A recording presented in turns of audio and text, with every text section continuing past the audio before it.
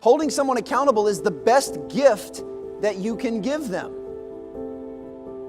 Because ultimately, when you hold a teammate accountable, hold a family member accountable, you're telling them, I care so much about you and I care so much about us that I'm not gonna let you slide.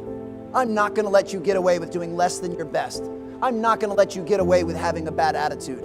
I'm not gonna let you get away by stepping out of bounds. I care so much about you and I care so much about us that I'm gonna give you the gift of accountability. And ultimately, that's what accountability is. Accountability is a gift.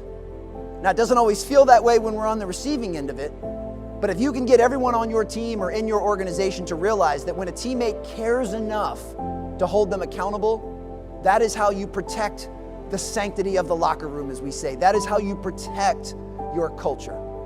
And average organizations have what's called vertical accountability. That means the person at the top holds everybody else accountable. You do what I say or you're in a little bit of trouble. That is mediocre at best.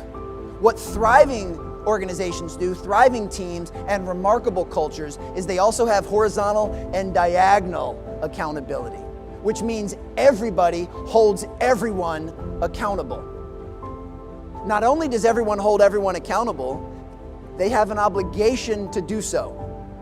Because when they sign up to be a part of your team, they are signing up to trade some of the me for the we. They are deciding to invest in themselves to make those around them better. And in order to do that, we have to hold each other accountable. Which means it does not matter where you fall on the org chart. If you are part of that team, you have a responsibility, you have a right, and you have an obligation to hold everyone else accountable to the collective standards that you've created. And when we can get everyone on the team to be just as open to receiving that accountability as they may be to delivering that accountability, now we've got something special. And what happens a lot of times when you're being held accountable by a teammate is we often make a complaint or we blame or we make an excuse. We resort and default to a trilogy of things that does not help the situation.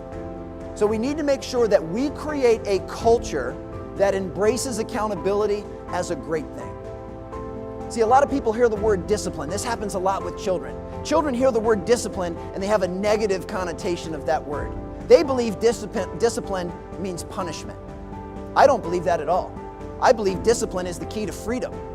That if you're willing to be highly self-disciplined, you can have anything and everything that you want in life if you're willing to exercise that. And I believe the same thing about accountability. Accountability is not just about catching people doing things wrong. It's also about catching your teammates doing things right. And when you catch them doing things right, you praise them, you acknowledge them, you call them out. And you appreciate them with specificity in a customized way that makes them feel great about what it was that they just did to contribute to your culture.